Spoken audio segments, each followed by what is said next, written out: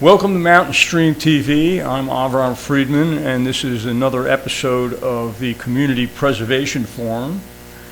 We have a return guest today. This is Odell Thompson, architect, who's responsible for many of the buildings downtown and around the county and other counties, I guess, as well. It was in 2005.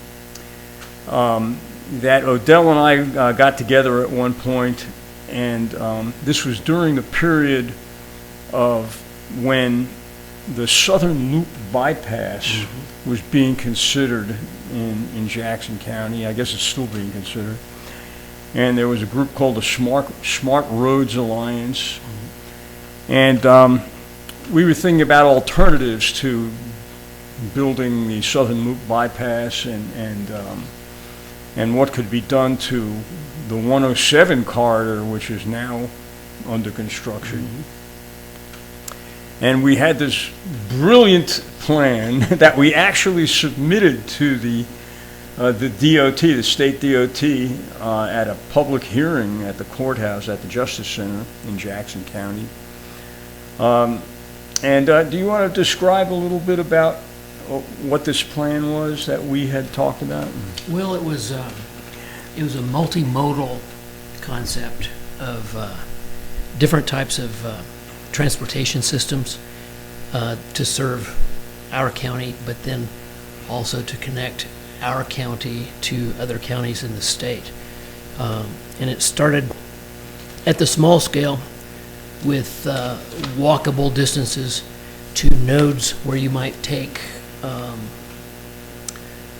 another form of transportation, say a trolley or a shuttle, and that would take you to the next town or town center, and then from there that town or city, town center, would be connected to other towns by means of at that point we said a monorail system that would connect, in this case, all of the cities that had universities in the North Carolina system. And because it's in the North Carolina system, University of North Carolina, UN system, we gave it a creative name called Unicorn, University of North Carolina. And it was a university connecting, was it? I don't remember what the O was. University connecting monorail system or something like that. Yeah. Yeah, but it was a unicorn. Yeah. And which was symbolic of something that does not exist yet. Right. So we looked at different examples of monorails at that time, like at Epcot Center and University of West Virginia, and determined that it was potentially feasible to have some sort of a rail system connecting all these universities. Faculty and students could go back and forth between the different campuses, and kind of like interlibrary loan, but with inter-faculty loan, I guess. I don't know.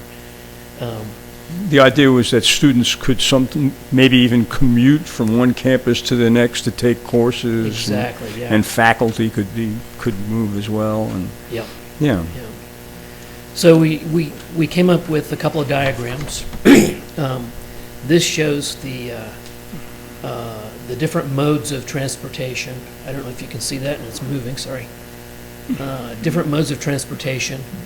And each of the big circles represents a town center. For example, it could be Cullowhee and Silva, then Waynesville, Asheville, et cetera, et cetera, et cetera.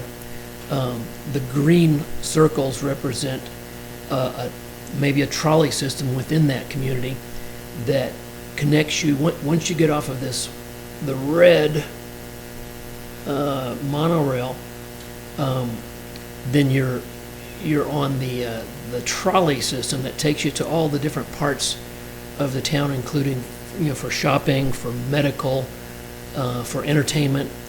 And then along that loop, there are nodes where you would split off and either walk or take another form of transportation to schools or parks, or what else do we have?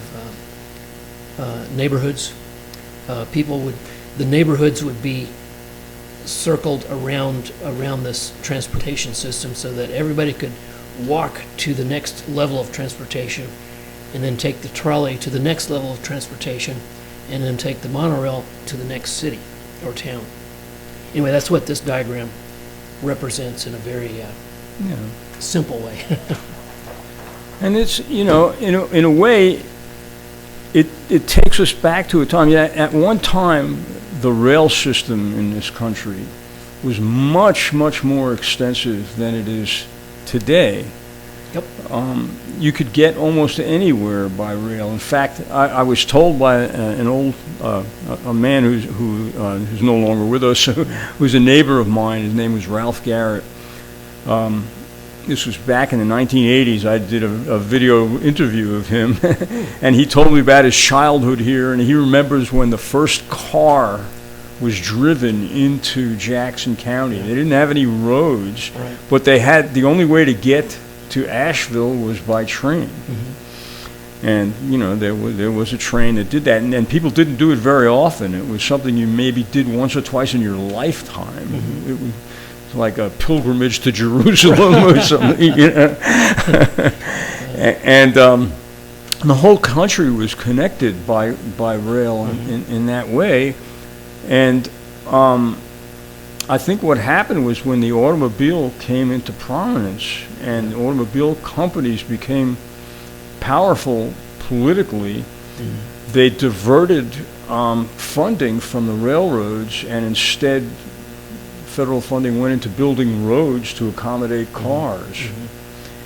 And that has, persisted today, and of course it brings great convenience to people, but it also creates tremendous problems, environmental problems, and road maintenance is a constant expense and problem. And animals.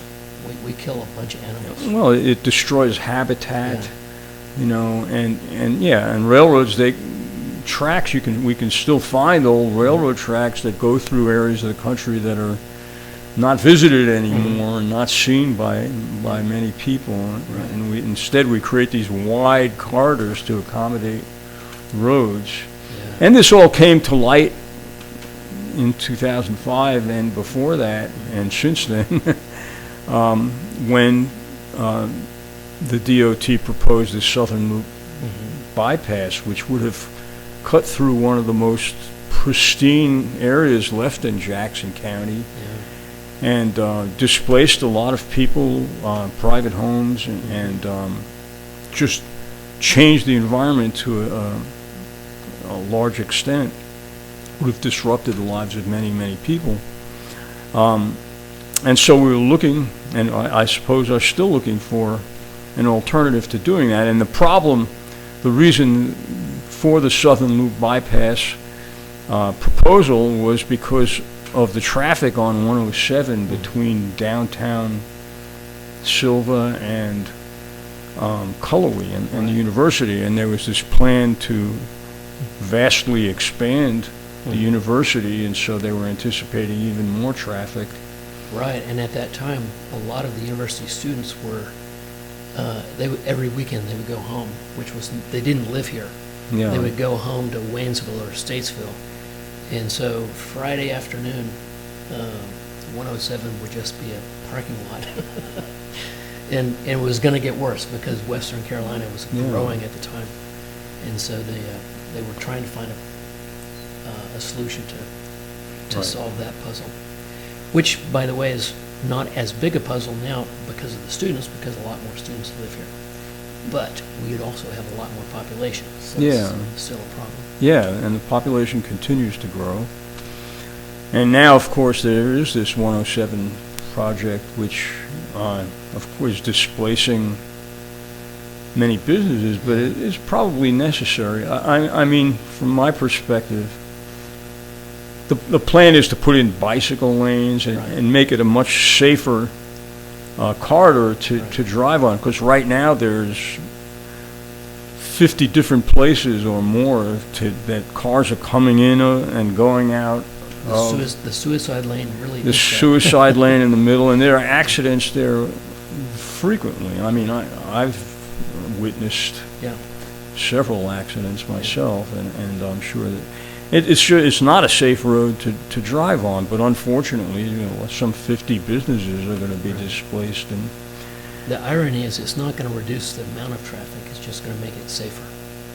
right, and hopefully it'll help the traffic flow better, and Maybe. right. We'll see. Remains to be Yeah. seen, for Yeah. sure. But it'll be interesting. It's going to change the nature of Silva and Jackson County, I think. Oh, yeah. It'll take 20 years for the damage to be healed and new businesses to prop up, and people will get used to making the big U-turns to go the other direction. There's going to be a learning curve, but Yeah. there'll be less, hopefully less accidents. Well, I think there probably will be less accidents. I mean, just because of the way it's being designed, there's not so many places that cars are jumping in and out There's a median. off the road. Yeah, there's a median in the middle. And there's a median in Yeah, the middle so you where you can't- could put a monorail if you wanted to. Yeah, that's right. Yeah. Yeah. That was one of the things that we talked about. Was one of the benefits of the monorail system is that you could use existing Mhm. corridors Yeah. fairly easily, and so the state wouldn't need to purchase new car. You could probably use the median along 40, That's right. Yeah. the length of the state, basically, Mhm. and other major arteries to do that. But one of the problems is the expense of a monorail system, Right. which you mentioned to me the other day. Yeah. Yeah. But that, what was it? $200-something million a mile or something like It that. depends on, I mean, there's a range because there's different types, but Yeah. the research I did was between 77 and $150 million per mile for the track. Right. And then for every station, or whatever you want to call it, where you get onto the monorail, is about $100 million. But I wonder, most monorail systems that exist today are inner city That's right, yeah. monorails, and so you're just talking about, in some cases, maybe 10 miles or 20 Mhm. miles Right. of track. But if you're talking about a project as we've proposed, in which we're talking about maybe 500 miles Mhm. of track, if there's an economy of scale that would kick in, and of course, any new technology, the first people who purchase it are going to Right, right. pay more because Yeah. the mass production isn't really Mhm. in place. But if several cities or states did large projects like this, Mhm. I imagine the cost per mile would be reduced dramatically. It could be. The reality of existing projects, it's not a monorail, but the high-speed rail in California Yeah. is, which they're starting to construct now. Their original estimates have gone up, and it's crazy. I mean, they're over $200 million per mile. But Right. that's between LA and San Francisco, Right. basically, yeah. Yeah, right now they've got between, it's not even to San Francisco, and it's from Bakersfield to another town. And So it's a short distance? yeah, See, again, you're talking about short, 170 miles. 170 miles, so you're talking about a shorter distance, although that's a little larger scale Right. than an inner city thing. But even so, a one-off system that's unique probably in its technology is going to cost more than something that is modular and designed for multiple locations around the country, around the world even. Right. And so I think, we have to look to the future in that way and make it more economically feasible by considering economy of scale. And there's other types of, I guess you'll call them monorails. The ones that we've looked at have the track. It's like a bar, and the rail sits on. The train sits on it. Right. There are others I've read about briefly that are like they're on cables. Well, they hang, sort of. You Well, mean. there's those two that Okay. hang from a track. Oh, so it's more like a cable Then car. there's kind of, but the Yeah. speed is the problem. You can't get very fast with those. Right. Actually, right now, you can't get very fast with the monorails. They're pretty slow unless you go to the maglev, which are elevated above the rail. It's a magnetic. Is that a monorail system? Yep. Oh, okay. Yeah. Where's that, Japan or China? I think they have those in China. Yeah. Mm-hmm. Maybe Japan, but the biggest one is in China. Yeah. Well, we had the idea of a monorail. I'm personally not We don't have to call it attached anything. to a yeah. We can call it the unicorn. Right. Right. But the concept of mass transit in general, I think, is something that Yeah. has, for some reason, been abandoned. Well, I think it's because of the prominence and power of the automotive industry That in this country. But in other countries, it's very heavily subsidized by governments, and it's very practical and inexpensive and comfortable. part of it is that I think they never got rid of their rail system. In Europe, Yeah. they kept their rails, and the distances between the nodes is shorter than it is on average in America. Mhm. Especially once you get out west. But we're not talking about out west. We're talking here. But they never got rid of their rails. We, as you said, there used to be trolleys in almost every little town, Mhm. and they're just gone. Yeah. And it's so sad. You see these historic photographs of trolleys in Asheville or Yeah. Hendersonville, and you think, well, why don't those? That'd be cool if that were still here. Well, what's interesting, I think Charlotte was where they manufactured many of the Really? trolleys for the rest of the country. And there's a museum. There's a trolley museum Yeah. in Charlotte, which is pretty interesting. I think they still have some of them in Charlotte, and I know they do in Atlanta and other southern cities as well. But mass transit, I think, is something that needs to be reconsidered and regenerated in this country. It's if it magically existed tomorrow, it would still take. I think it would still take our society a while to acclimate to it and to accept it. I think about just energy in general, and everybody's so used to having a house that is perfect. The temperature is perfect all the time. Right. Whereas if you just learn to put on a sweater, we would save energy. Same thing with mass transit. If people would learn to not be in their insulated bubble, just to go to the store or whatever, if they could get used to getting on the. Well, it could be that transit. economics dictates that will happen in the future. It's getting very difficult and expensive to own and maintain That's an right. automobile. That's And, right. Yeah. cars are $50,000 now, Yeah. and an electric vehicle. Well, electric vehicles actually might bring the cost down eventually Eventually, yeah. when they reach a certain critical mass Yeah. in economy of scale. But even so, it's expensive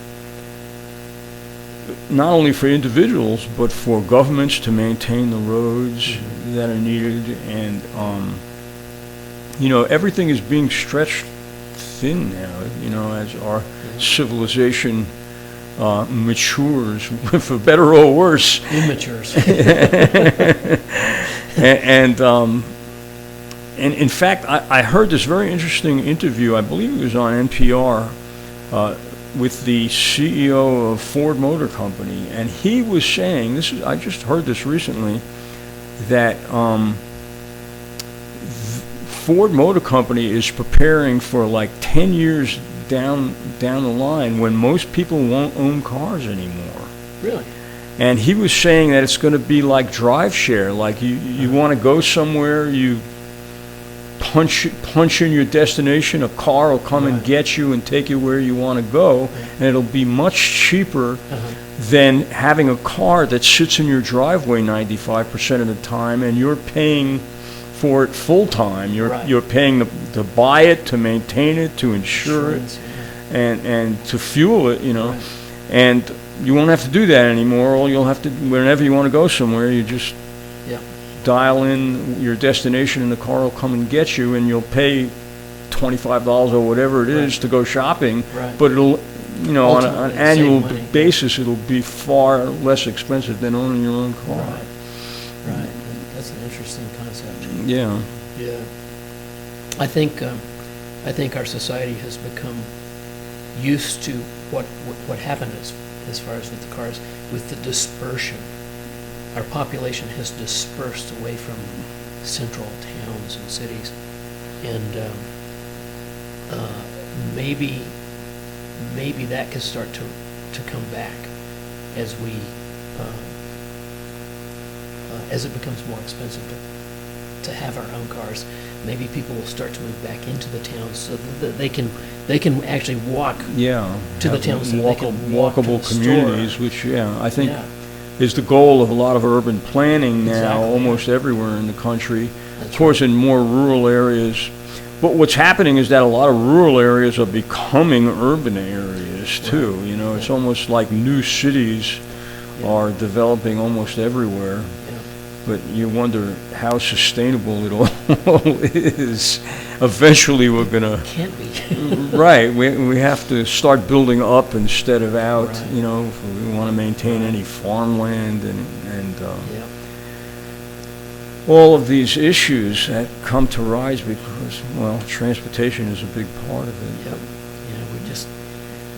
We get too used to these amenities that are not. Historically valuable. And it's important, I guess, for us to be talking about these things and thinking about them and presenting them to local government officials and the DOT, even if at the moment there's not much chance that it's going to gain traction, just because that's how things start, with ideas and presenting people, especially politicians who are only in office for 2 years or 4 years, they're not thinking about what's going to happen 20 years from now. But most of them are not. Most of them are not. That's right. But somebody has to. Right. I would think the way to proceed would be to almost like writing a novel, which you're good at, is to imagine and to create a story that assumes it already exists, and here's how it works. Yeah. And science fiction, I guess you would call it. Yeah. Exactly. But do it in a very thorough way as far as thinking about how many people are we actually hoping to be able to move to where, from where. How does the logistics of if you've got a monorail or a train or a mass transit unit going from Silva to Asheville, how often does it show up? I mean, there's going to be a schedule, and how often does it show up? How many people will fit on that? And, we'll have to think about things like, well, we're going to have to schedule it for weekends. There'll be a different schedule than weekdays. And like we were talking about last night, does it go out and come back on the same rail, or does it go out and do a loop and then come back the other way? Maybe this will all be controlled by AI and robotics, and they could run continuously. It could be, and Yeah. that would make sure you didn't have trains running into each other.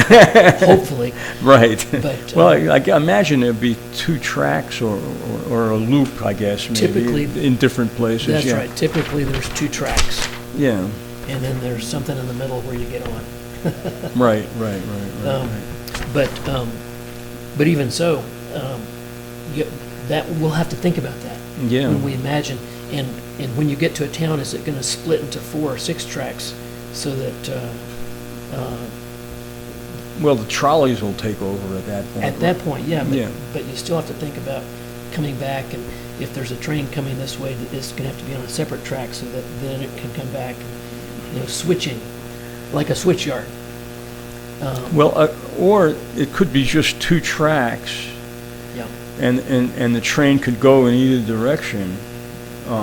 right. So But if you're in Silva going to Asheville Yeah. this way, the train in Asheville can't come back. Right. It's going to have to come It back has on to the be opposite- well Yeah, coordinated. it's going to have to come back on the Yeah. opposite side. That's what I'm thinking. Yeah. Anyway, we have to think about the logistics, and we have to imagine one that really works.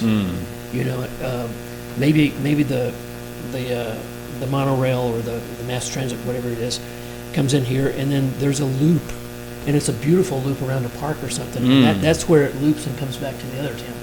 Yeah. I don't know, Yeah. but Yeah, but these are logistics that can be worked out. exactly, yeah, Yeah, I mean, that's what people did when there were trains. that's right. They actually had these Turntables. carousels, I guess, that Turntables, that yeah. turn. Yeah, Yeah. that's right. Yeah. Yeah. So those kind of things in this novel that we're thinking Yeah. is we solve all those puzzles, Right. and in the novel, this is just something that is taken for granted because it's working so well, and we describe how it works, of course, but it's just a part of the novel Right. that educates people. It's just exactly, yeah. Yeah. So it could be a mystery novel or something Sure, like yeah. that. With work, Yeah. work. That's The yeah. Orient Express, or the monorail, the unicorn, the Unicorn Express. I like it. I like it. We should work on that. Yeah. But yeah, but if we can, because as you said, there's going to be hurdles.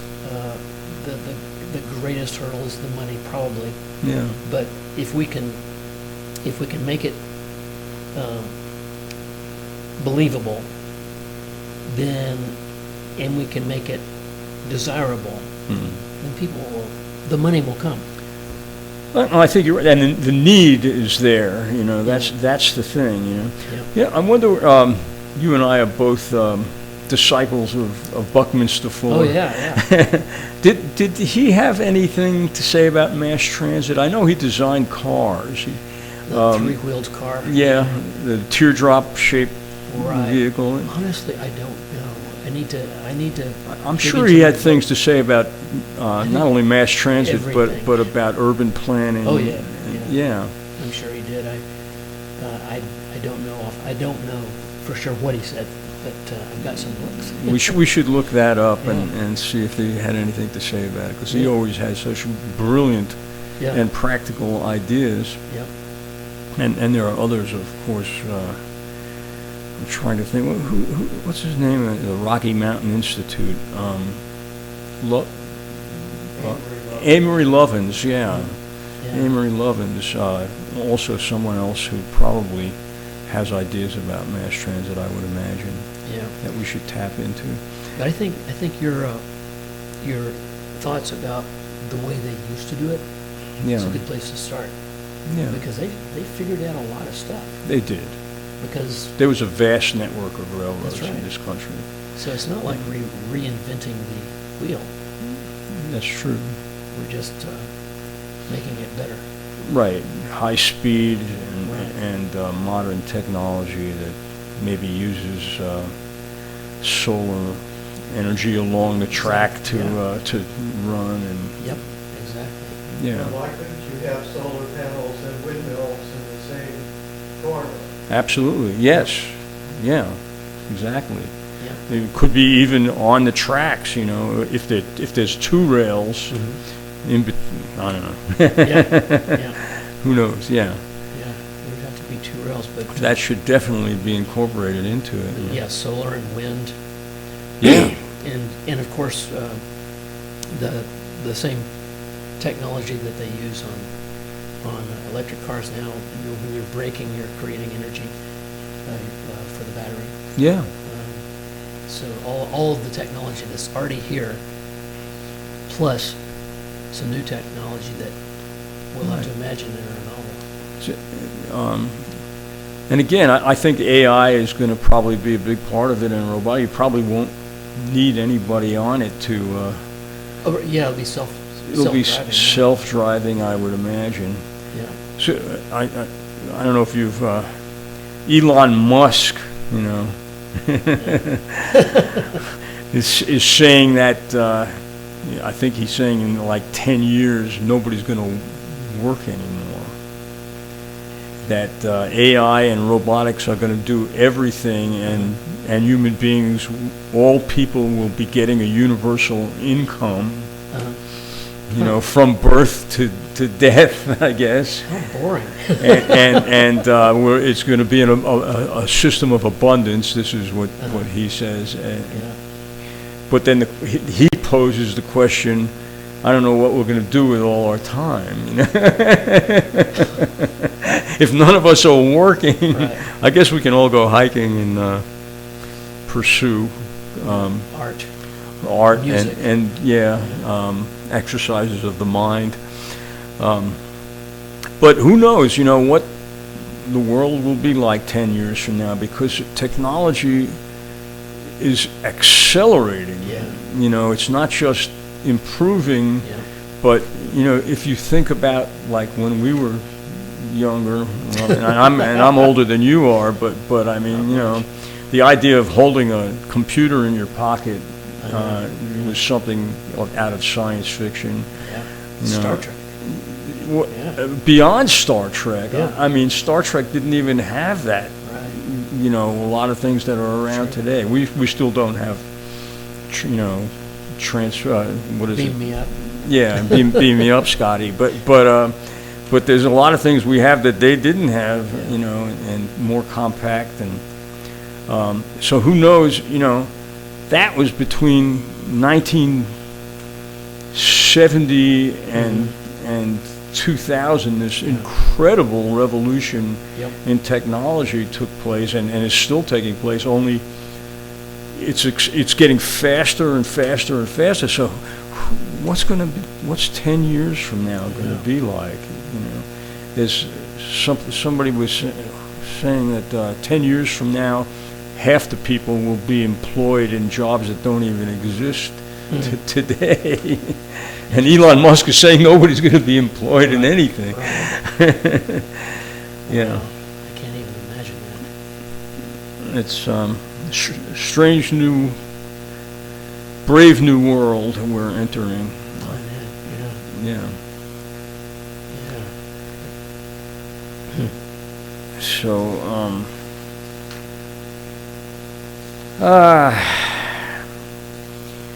so this already is an almost outdated idea in some ways, but I think it still has potential. I think some of the ideas that we incorporated in this are still worthy, and I think the idea of connecting the universities together in some way so that there could be more interaction, although I mean you can almost take classes online right now. Yeah. You can. Yeah. Yeah. COVID taught taught us that we don't have to be at work to work. Or some people don't. Right, yeah. Still need plumbers and still That's need right. electricians and carpenters. Yep. But That's yeah, something that Elon Musk's idea will not, well, robots can do plumbing, and they can come out and fix your toilet. they will be able to. They will be able to. I'm afraid. And I suppose at that point, everybody's going to live in these big urban dwellings. And Maybe, yeah, that are a mile high and, Yeah. yeah, hydroponics on the outside that are harvested by the robots. yeah, gardens on the roof Yeah. and stuff like that. Who knows? But it would be okay with me if I didn't have to do plumbing anymore. You know, but yeah. What would you like it to be like? Well, that's a really good question. I would certainly like to see more human interaction than we have now. You know, I think we're still learning about the impacts of the technology that we're immersed in, and there's a lot of I feel regulation and perfection to the technologies that we have to accommodate ourselves to without losing our humanity.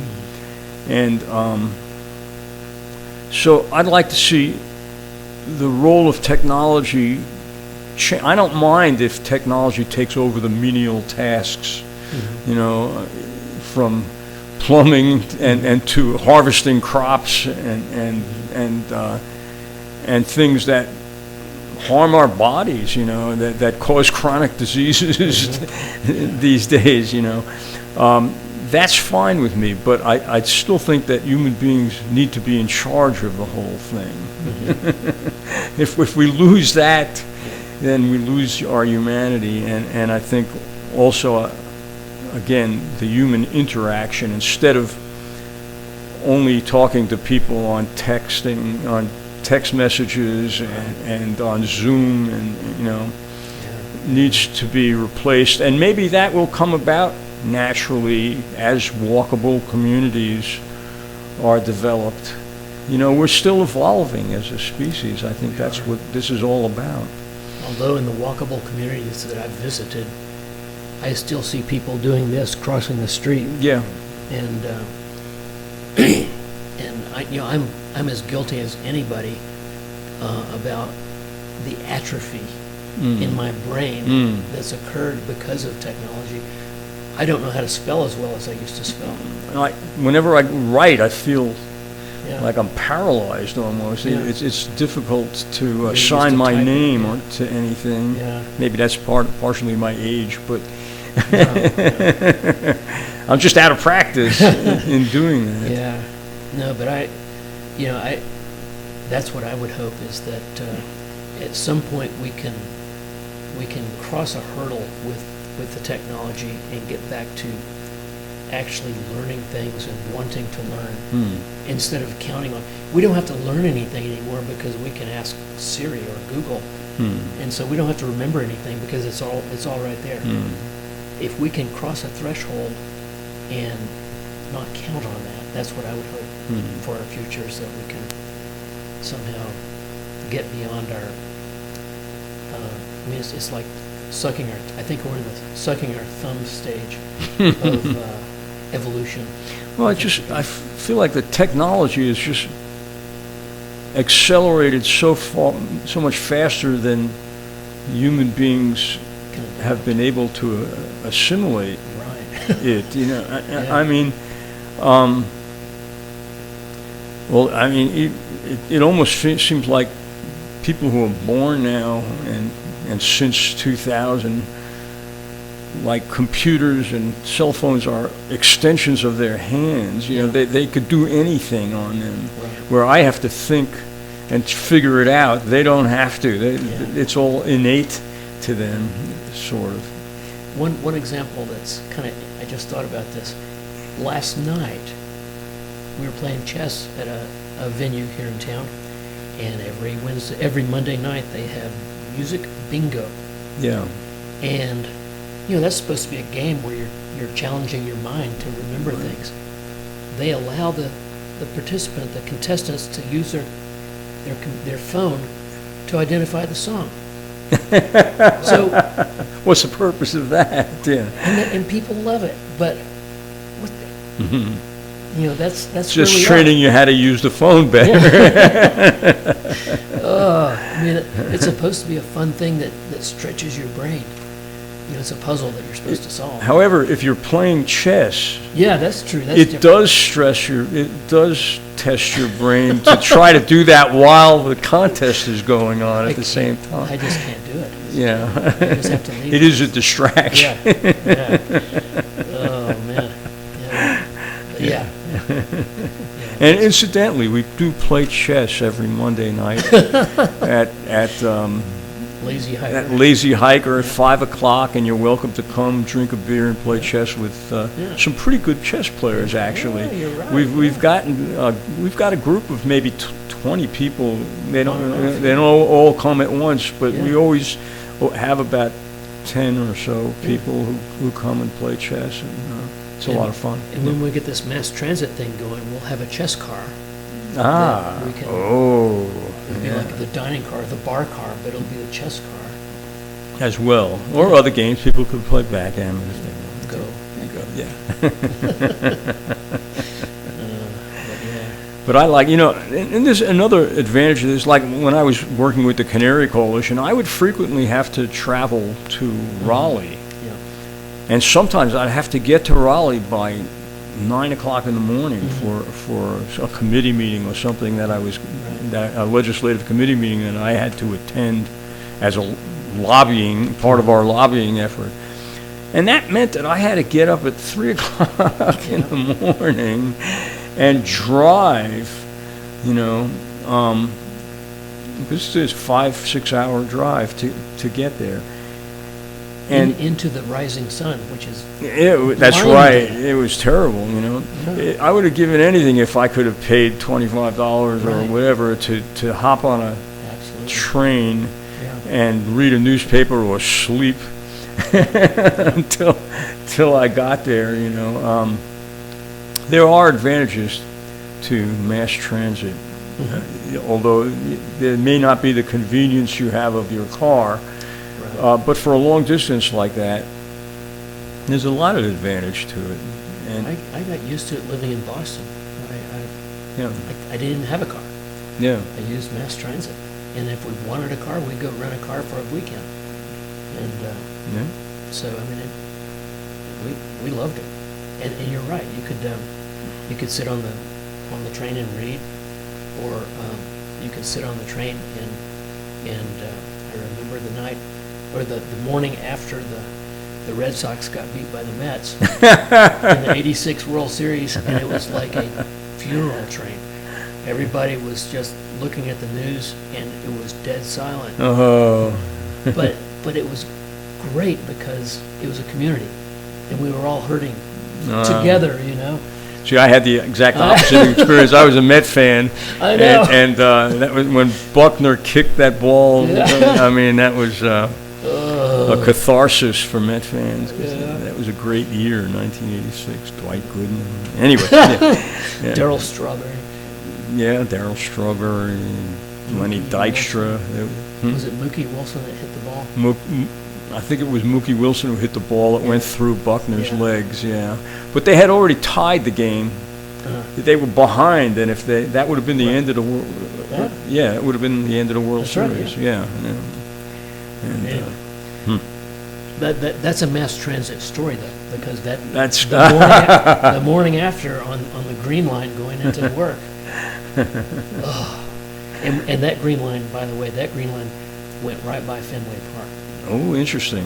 Which is where I would go when there were games. Well, I was living here at that time, but I do remember the 1969 Oh, yeah. Mets winning the World Series against Baltimore. And then the Jets winning the Super Bowl. In '69 also, the only time the Jets were in the Yeah. Super Bowl. Yeah. Joe Namath. We're getting a little bit off track here, so to speak. Yeah. No pun But there was the intended. number 7 line that went right by Shea Stadium. There you go. So, Yeah. yeah. Anyway, yeah. And in New York, it was the epitome of mass transit. I mean, Yeah. they have such an extensive subway system And bus. in New York. I mean, it's multimodal. And, And bus system, yes. yeah, and cabs, of course. And maybe soon to have a free bus system. We'll see if Mom Donnie That's right, gets his yeah. way, yeah. Yeah. That'll be a very interesting situation. He seems to be very sincere and driven, Mhm. and he No pun intended there either. yeah, no, driven to have a free bus system. There's a lot working against him, but he had a lot working against him to get elected too, and he did get elected. So it'll be interesting to see how that pans out. Well, and as you're always reminding me, you know, even if he doesn't succeed, no one succeeds if you don't try. Right. Exactly. And That's so right. He's pushing for the right thing. Yeah. No, he's. I hope there's more that come along like him everywhere in the country. That I think he's a true public servant. I think he really wants. He has this vision for what he thinks will help people survive economically. Make it more affordable. And I think that mass transit is definitely an important part of that. Absolutely. And affordable housing, and they all these things go together. Everything is part of the puzzle, and that's I think how we have to start thinking more about everything in the way we Holistically. live. Yeah, Got to be holistic. That's why the novel is so important, because the novel will address all these pieces that's true. as a context for whatever the story is, which is sort of irrelevant. Yeah. Was it you and I who also talked about this? And maybe sometimes I have conversations like this with my friend Larry Nessler, but we talked about a future in which there would be like exercycles on the sidewalk, and that you could you had like a credit card that you could add money on, or a debit card, and you could pedal and generate electricity into the grid That must have been and build up money on your Nice. debit card. That's a good idea. And you could And so homeless people could do that, or anybody could do it, and yeah. and if you actually commute on your bicycle, it could have that same thing built into it. Huh. Well, but that wouldn't add energy onto the grid. You see, these would No, be but it's not well, that's true. yeah. But you might get credit for Maybe it charges not a driving a car. It charges a battery when you're riding your bike Right. that you plug in when you get to work, and that energy goes into the grid. So the bike wouldn't use the battery. No, the It bicycle. would just generate electricity that you could then. to get your credits. That's a novel idea. That's an interesting thing about electric cars. Talking about transportation, we talk about how solar and wind energy, or some people talk about how solar and wind energy are not a full-time source of energy because the sun's not always shining, wind's not always blowing. But if you have electric vehicles that are capable of holding, like suppose you only drive 40 miles a day, but your battery capacity can take you 300 miles. So that means that in general, you have a lot of extra energy stored that you don't actually need in your vehicle. And at night, if there are millions of cars and they're all plugged into the grid, adding energy to the grid, that accounts for mass storage. That would enable solar and wind energy to be full-time energy sources. Yeah. Plug and play batteries. Think about that. Yeah. Yeah. And I think that within the next 10 years, those people who own cars, if the Ford company is right or wrong, almost all cars will be electric, I think. I think so. At one point or another, because it just makes sense. Electric vehicles have so many fewer movable parts. They're easier to maintain, and they don't pollute, at least not at the point of use. That's right. Yeah, and we got to solve that. Well, again, if we're using solar energy and Right. wind energy That's what to I'm saying, yeah. produce electricity, yeah. Yeah, instead of nuclear and coal. But I lost. Had a thought, and Oh, it a fleeting moment, yeah. It'll come back. yeah, maybe. Okay. Well, we've gone on for about 45 minutes. Is there anything you would like to add to this conversation? Oh wow, just Or parting thoughts for our listeners and viewers?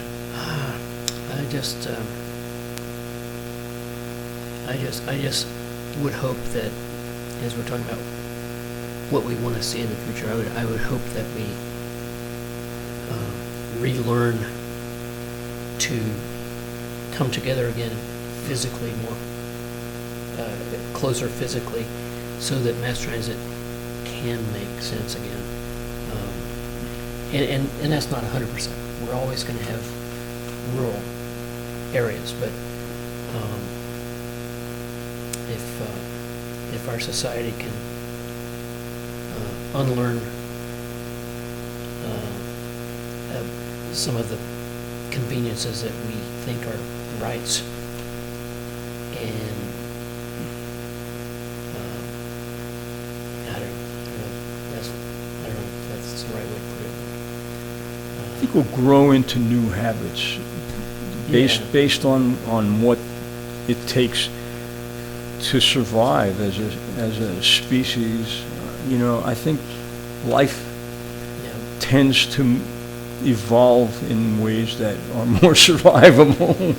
It would be nice if it were more proactive rather than reactive. Yeah. If we're doing it because we don't have a choice, that's one thing. It'd be better if we're doing it because we do have a choice and we choose to do the right thing. So that's sort of what I'm hoping for. Maybe life or nature will provide us with incentive, positive incentive. Well, I think it is. I mean, Yeah. think of that huge iceberg that's breaking off Antarctica. Antarctica. And maybe that's what I was thinking about earlier, was another form of energy was tidal energy. Yeah. We're going to have a lot more of that around the world because we're going to have a lot more water. That's interesting. Yeah.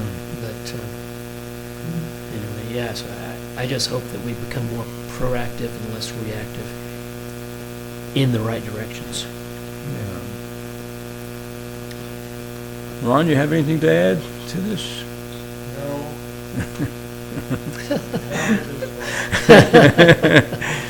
Okay, well, let's end it on that positive note that we're sort of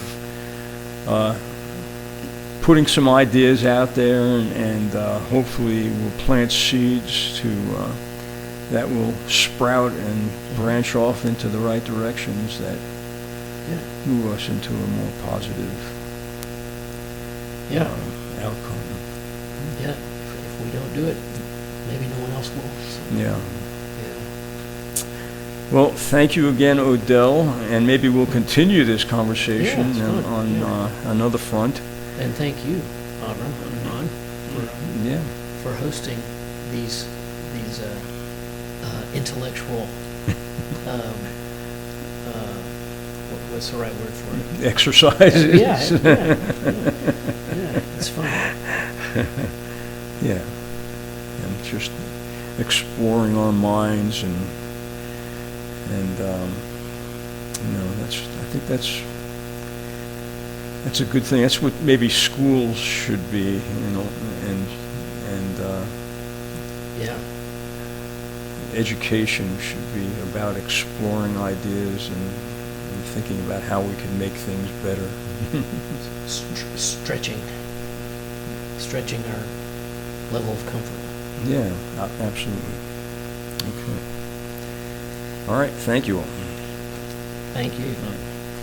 That's fun.